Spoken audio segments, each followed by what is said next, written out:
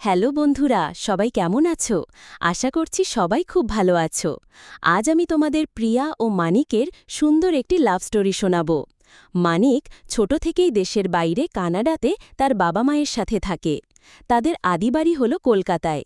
মানিকের বাবা মা ঠিক করে যে মানিকের তো গ্র্যাজুয়েশন শেষ হয়ে গেছে, তাহলে এবছরের দুর্গাপুজোটা আমরা দেশের বাড়িতেই কাটাবো।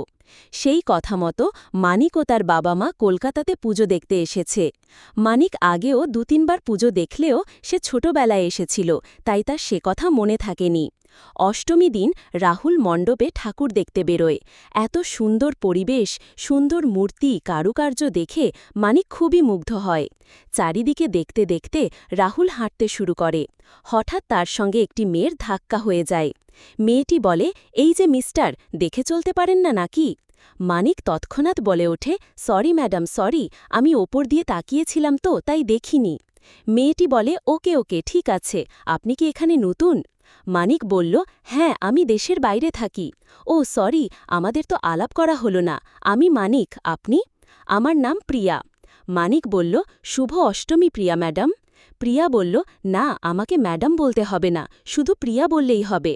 মানিক বলল, আচ্ছা প্রিয়া, আমি এখানে নতুন তো কিছু জানি না, এখানে আরও ভালো ভালো মণ্ডপ দেখাতে পারবে কি আমাকে?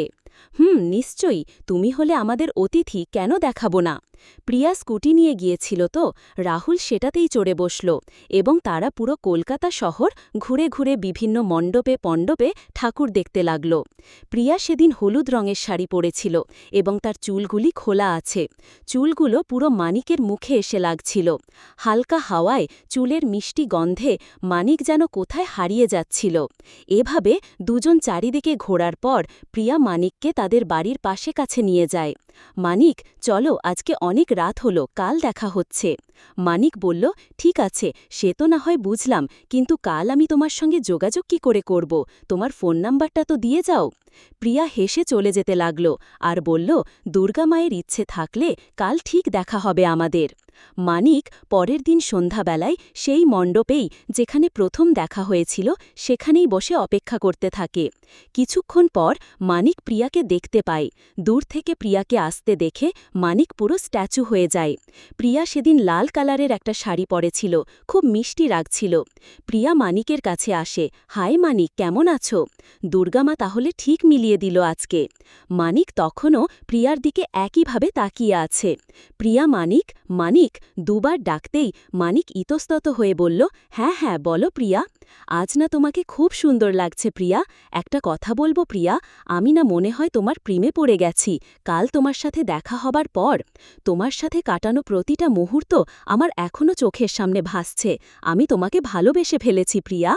প্রিয়া বলল, ঠিক আছে, আমি তো তোমাকে ভালোবাসি না। এই কথা শুনে মানিকের মুখটা একটু নেমে গেল। প্রিয়া মানিকের মুখটা দেখে ফিসফিস করে হাসতে লাগল। মানিক একটু রেগে বলল, হাসছ কেন?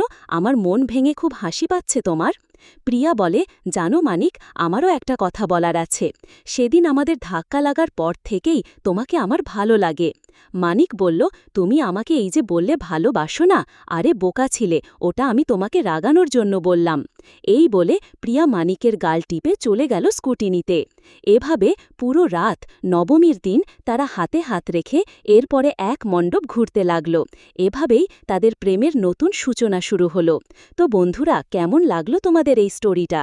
ভালো লাগলে অবশ্যই ভিডিওটি একটি লাইক করবেন এবং চ্যানেলটি সাবস্ক্রাইব করে যাবেন। চলি বন্ধুরা, টাটা, বাই বাই। নতুন একটি স্টোরি নিয়ে আবার দেখা হচ্ছে।